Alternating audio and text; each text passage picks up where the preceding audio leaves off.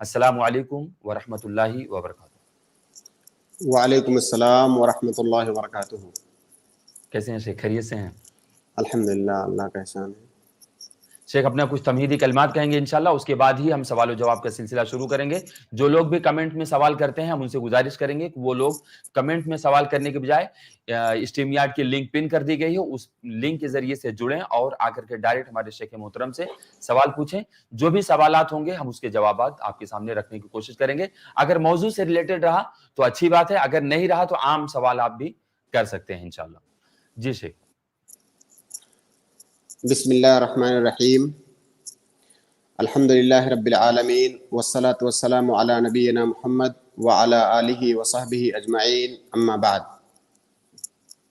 رب اشرح لی صدری ویسر لی امری واحلل عقدۃ من لسانی یفقہوا قولی۔ محترم ناظرین کرام، جیسا کہ ابھی آپ نے شیخ ہاشم سے سنا کہ آج سے ہماری گفتگو کا محور نکاح اور نکاح سے متعلق بہت سارے عائلی مسائل کے سلسلے میں ہماری گفتگو ہوگی۔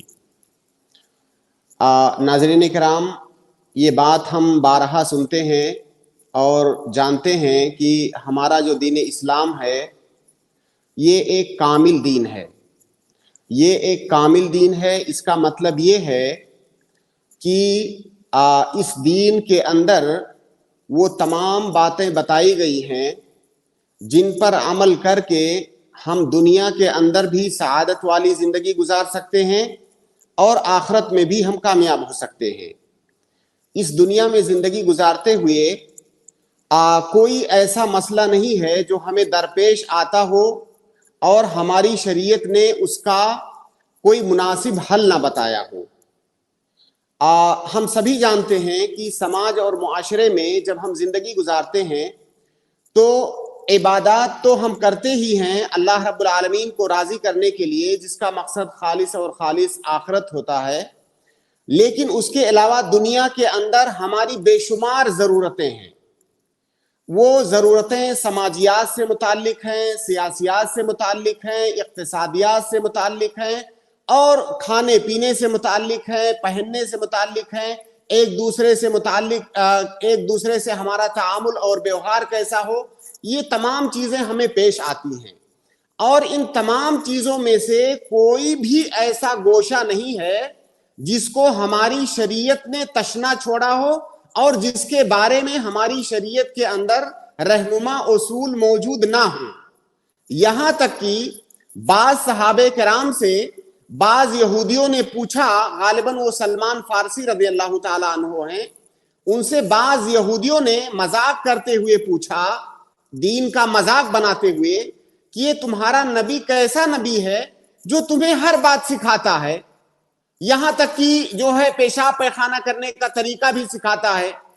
تو سلمان فارسی رضی اللہ تعالیٰ عنہ نے بڑے فخر سے کہا کہ ہاں، ہمارا نبی ایسا ہی ہے، ہمارا دین ایسا ہی ہے، ہمیں چھوٹی سے چھوٹی، بڑی سے بڑی ہر بات ہمارے دین کے اندر سکھائی جاتی ہے، یہاں تک کہ پیشاب پیخانہ کرنے کے آداب کیا ہیں وہ بھی ہمارے دین کے اندر سکھایا جاتا ہے۔ تو بہت سارے لوگوں کو یہ غلط فہمی ہوتی ہے، وہ سمجھتے ہیں کہ ابھی چونکہ زمانے کے اندر بہت زیادہ ترقی ہو گئی ہے، سائنٹیفک انداز میں زمانہ آگے بڑھ رہا ہے، بہت سارے جدید مسائل آتے ہیں، تو ان مسائل کا حل ہماری شریعت ہمارے دین کے اندر کیسے ملے گا؟ لہٰذا دین کو موڈیفائی کرنے کی ضرورت ہے، اس کو اپڈیٹ کرنے کی ضرورت ہے۔ یہ غلط فہمی بہت سارے لوگوں کو ہوتی ہے۔ دراصل یہ غلط فہمی اسی لیے ہوتی ہے کہ انہیں یہ بات معلوم نہیں ہے کہ کوئی بھی مسئلہ دنیا کے اندر قیامت تک کوئی بھی مسئلہ ایسا پیش آنے والا نہیں ہے جس کا حل ہماری شریعت نے نہیں دیا ہے۔ یا تو اس کا حل تفصیلی انداز میں دیا ہے یا اس کا حل تأصیلی انداز میں دیا ہے، یعنی اس کے رہنما اصول موجود ہیں۔ اور دنیا کے کسی بھی دستور اور قانون میں تفصیلات موجود نہیں ہوتی ہیں، تمام مسائل کی رہنما اصول موجود ہوتے ہیں۔ تو اسی طرح سے ہماری زندگی کے اندر پیش آنے والے جتنے بھی مسائل ہیں اس دنیا کے اندر، تمام مسائل کے سلسلے میں ہمارے دین کے اندر رہنما اصول موجود ہیں. اور ہم سبھی جانتے ہیں کہ جو آئلی مسائل ہیں یہ ایسے مسائل ہیں جن سے ہر آدمی کو، ہر انسان کو گزرنا پڑتا ہے، چاہے وہ کوئی امیر ہو، غریب ہو، شہر میں رہنے والا ہو، دیہات میں رہنے والا ہو، مرد ہو، عورت ہو، ہر انسان کو ان آئلی مسائل سے گزرنا پڑتا ہے. لہذا ان آئلی مسائل سے متعلق ہماری شریعت کی کیا رہنمائیاں ہیں، ہماری شریعت کے کیا احکام ہیں، ان کو جاننا ایک مسلمان کے لیے بے حد ضروری ہے. اسی لیے ہم نے یہ فیصلہ کیا کہ ہم جو ہے چند مہینوں تک ان مسائل کے سلسلے میں گفتگو کریں جو نکاح، طلاق اور آئلی مسائل سے متعلق مسائل ہیں، خاص طور سے وہ مسائل جو کثرت کے ساتھ یا ہر آدمی کو پیش آتے ہیں اور جن کے بارے میں لوگوں کے اندر بہت ساری غلط فہمیاں ہیں اور بہت ساری غلطیاں ہوتی ہیں ان سے.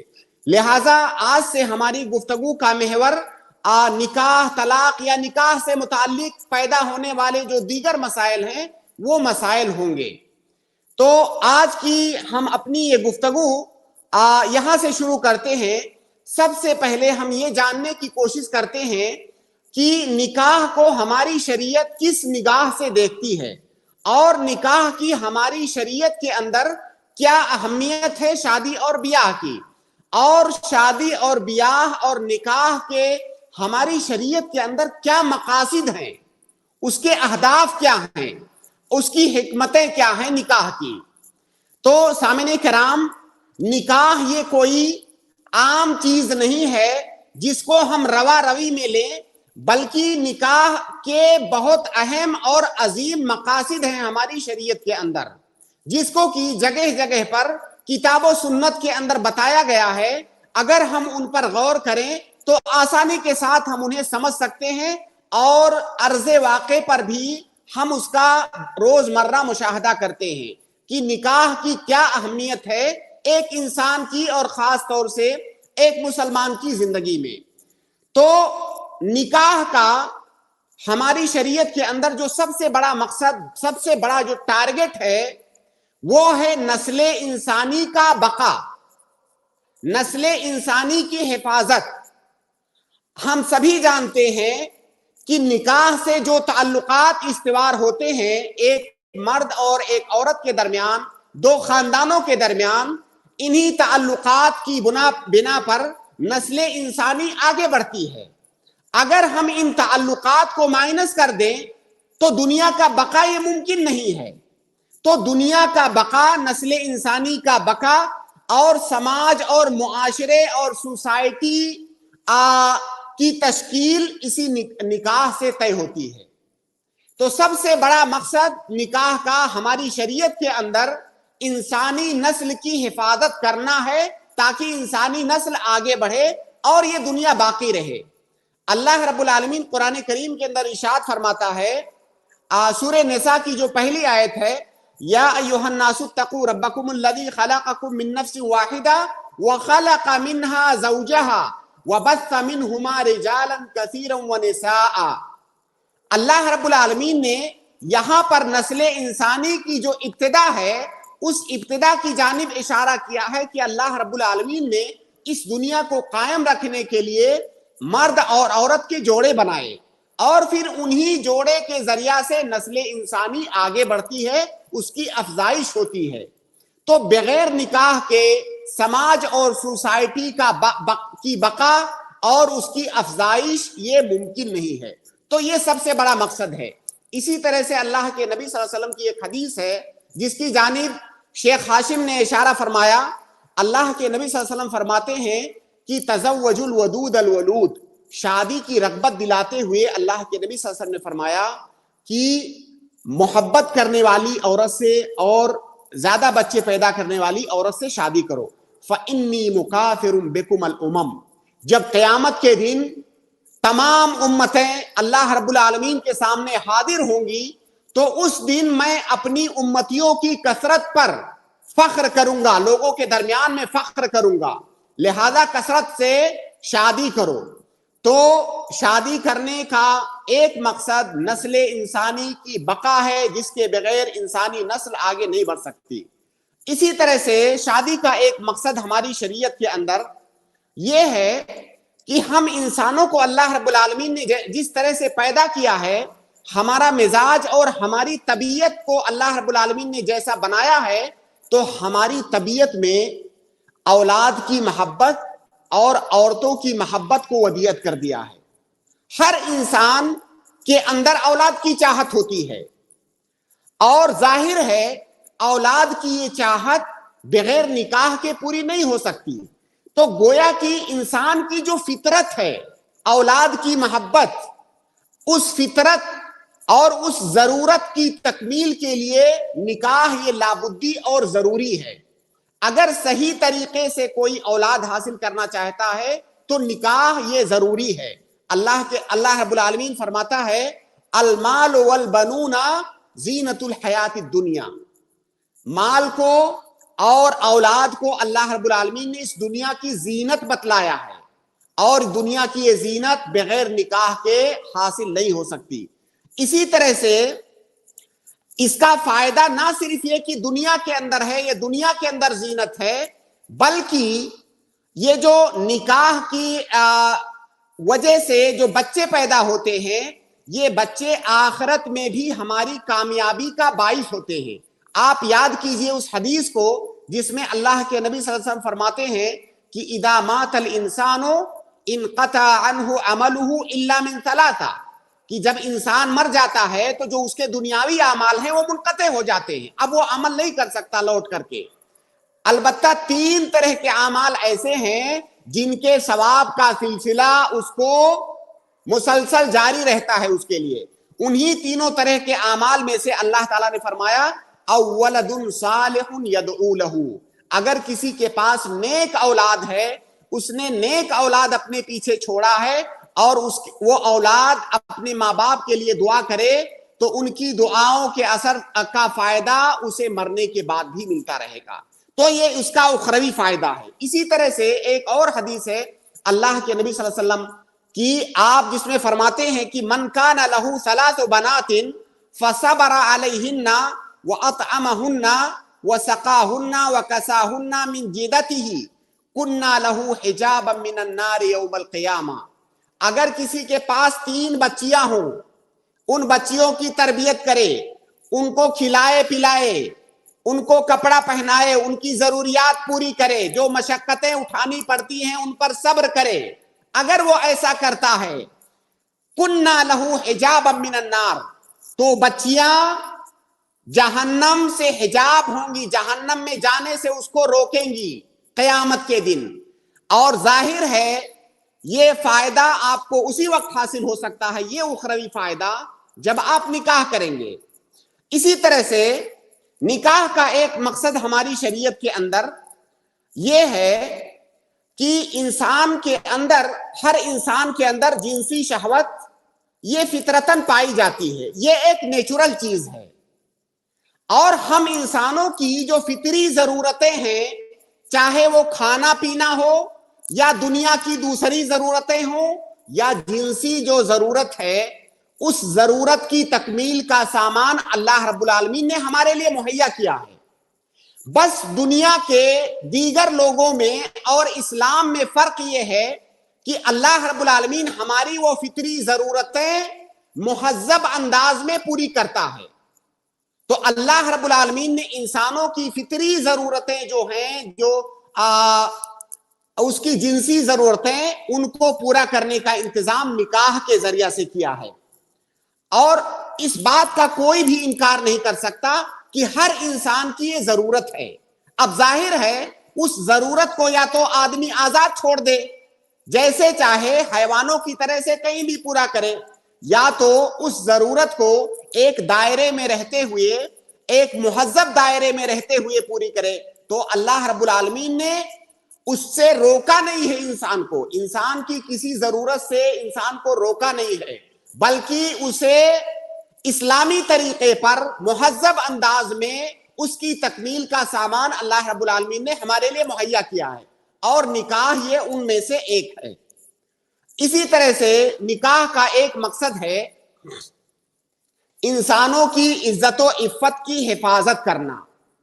آپ جانتے ہیں کہ جن سوسائٹیز میں, جس سماج اور معاشرے کے اندر نکاح کا سسٹم نہیں ہے یا بہت کم ہے, آپ وہاں کے جو اخلاقی حالات ہیں آپ ان کو دیکھیے. بہت سارے سماج اور معاشرے جو دنیاوی طور پر بہت ترقی یافتہ ہیں, لیکن ان کے ہاں شادی بیاہ کا وہ سسٹمیٹک طریقہ موجود نہیں ہے جو ہمارے ہاں موجود ہے. یہی وجہ ہے کہ ان کا سماج ٹوٹ پھوٹ کا شکار ہے, اور اب آخر میں وہ یہ سوچنے پر مجبور ہو گئے ہیں کہ اس کا حل کیا ہو سکتا ہے.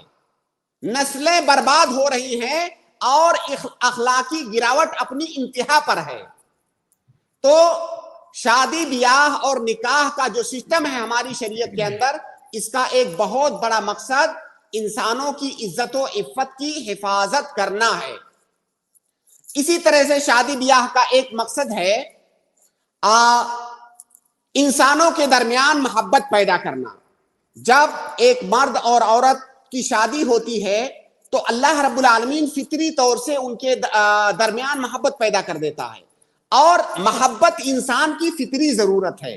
بغیر محبت کے کوئی بھی انسان نہیں رہ سکتا, اور اس محبت کی بہت ساری قسمیں ہیں. ماں باپ سے محبت, بھائی بہنوں سے محبت, اعزا و اقارب سے محبت, دوستوں سے محبت.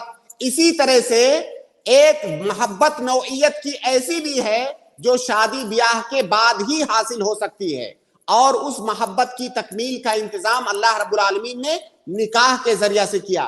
اللہ رب العالمین فرماتا ہے وَمِنْ آيَاتِهِ أَنْ خَلَقَ لَكُم مِّنْ أَنفُسِكُمْ أَزْوَاجًا لِتَسْكُنُوا إِلَيْهَا وَجَعَلَ بَيْنَكُم مَّوَدَّةً وَرَحْمَةً, کہ اللہ رب العالمین کی نشانیوں میں سے ہے نکاح. جب ایک مرد اور ایک عورت کی شادی ہوتی ہے تو اللہ رب العالمین کی ایک بہت بڑی نشانی ہے کہ دو اجنبی لوگ آپس میں ملتے ہیں اور ان کے درمیان الفت اور محبت کا ایسا رشتہ قائم ہوتا ہے جس کے سامنے سارے رشتے ہیچ ہو جاتے ہیں. تو ہم انسانوں کے اندر محبت کی جو فطری جذبہ ہے اس کی تسکین کے لیے اللہ رب العالمین نے نکاح کا انتظام کیا ہے. اسی طرح سے نکاح کا ایک مقصد یہ ہے کہ ہم جانتے ہیں کہ سماج کے اندر ہم انسان جب آتے ہیں تو ہم مختلف مراحل سے گزرتے ہیں. ہم ایسے مراحل سے بھی گزرتے ہیں جہاں پر ہمیں اس بات کی ضرورت ہوتی ہے کہ ہماری کوئی نگرانی کرے اور ہماری کوئی دیکھ بھال کرے, کوئی ہمارے اوپر خرچ کرے, کوئی ہماری ضرورتوں کو پوری کرے.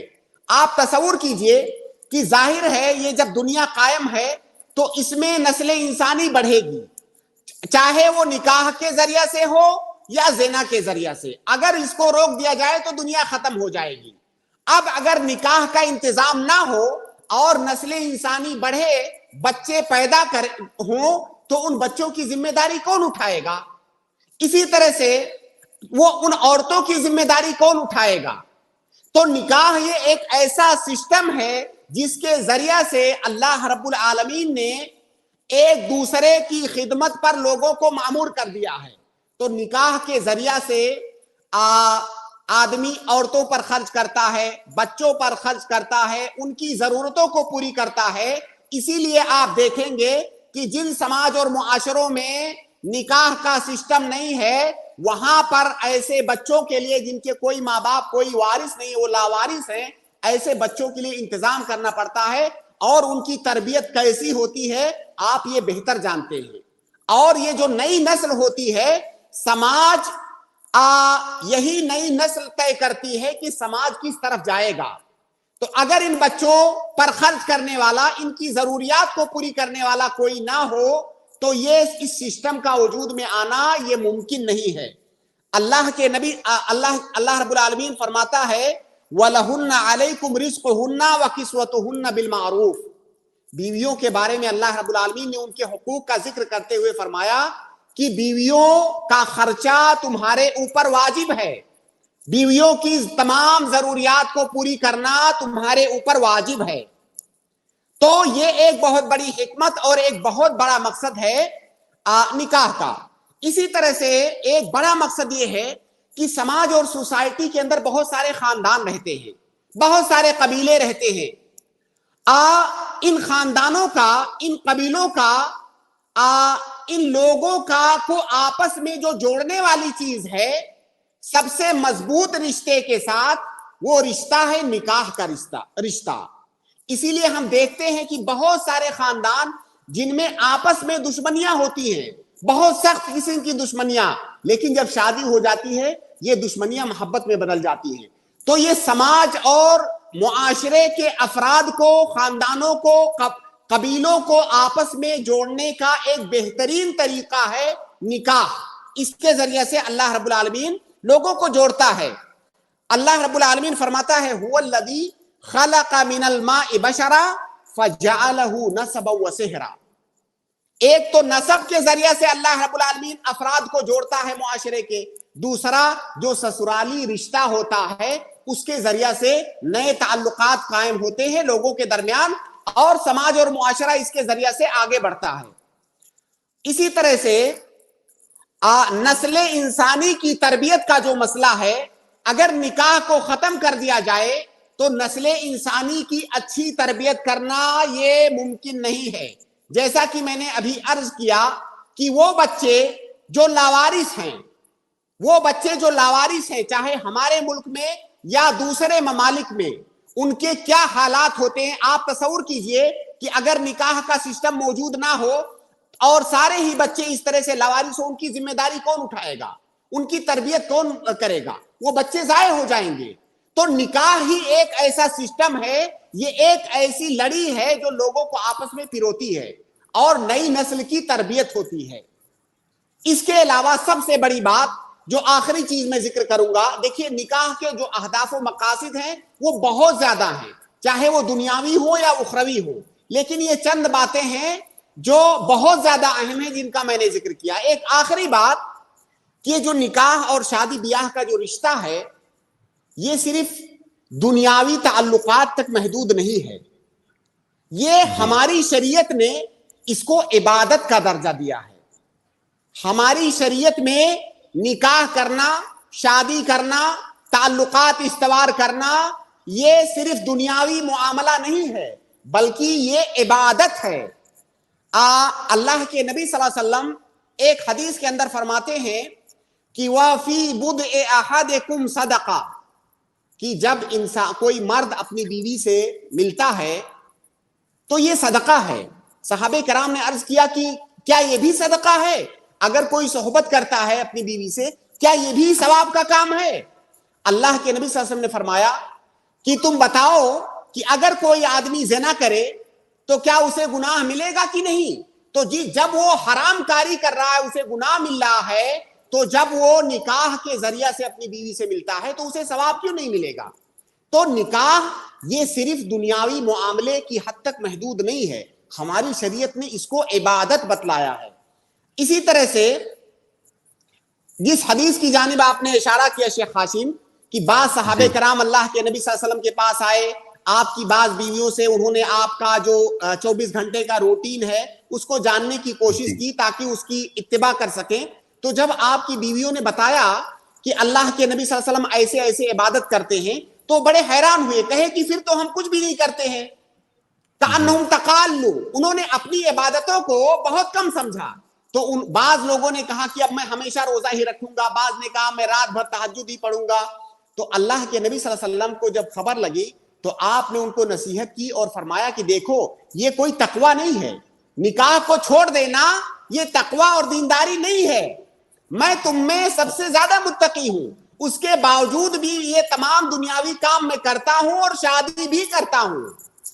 تو شادی کو ترک کر دینا یہ عبادت نہیں ہے بلکہ شادی کرنا یہ عبادت ہے. پھر آگے آپ نے فرمایا النکاح من سنتی فمن رغب عن سنتی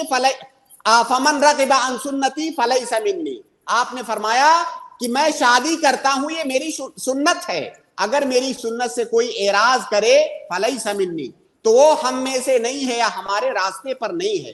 تو شادی بیاہ ہمارے دین کے اندر یہ ایک تعلق تک محدود نہیں ہے، یہ عبادت ہے، یہ عبادت ہے. اور بارہا میں اپنی گفتگو میں بارہا یہ بات عرض کرتا ہوں کہ ہم کوئی بھی کام کریں، اگر اس کام کے اندر اللہ رب العالمین کی اطاعت کا جذبہ شامل ہو جائے تو وہ کام عبادت بن جاتا ہے. تو شادی بیاہ یہ عبادت ہے، اس کو عبادت سمجھ کر کے ہمیں کرنا ہے اور اللہ اور اس کے رسول کے بتائے ہوئے طریقے کے مطابق کرنا ہے. یہ بہت پاکیزہ رشتہ ہے، یہ بہت حساس رشتہ ہے، اور اسی رشتے کی بنیاد پر ہماری نئی نسل کی تربیت ہوتی ہے، ہمارا سماج اور معاشرہ آگے بڑھتا ہے. لہذا ہماری شریعت کے اندر شادی بیاہ کا کیا صحیح طریقہ ہے، وہ کون سے مسائل ہیں جن کا جاننا ہمارے لیے ضروری ہے. انشاءاللہ آگے کے مجالس میں ہم انہی مسائل پر گفتگو کریں گے، اور ہم اپنے ناظرین سے گزارش کرتے ہیں کہ وہ مسائل جن کے سلسلے میں آپ سننا چاہتے ہیں یا جن کو جاننا آپ کے لیے ضروری ہے، جو اشکالات آپ کے ذہن میں ہوں، آپ اسے ہمارے سامنے پیش کریں، یا آپ کمنٹ میں لکھ کر کے وہ ان موضوعات کی جانب آپ اشارہ کریں جن کے سلسلے میں آپ سننا پسند فرماتے ہیں. انشاءاللہ ان تمام مسائل کے بارے میں گفتگو کی جائے گی. جی انشاءاللہ. جزاک اللہ خیر، بارک اللہ فیک. شیخ اللہ رب العالمین آپ کے علم میں برکت عطا فرمائے.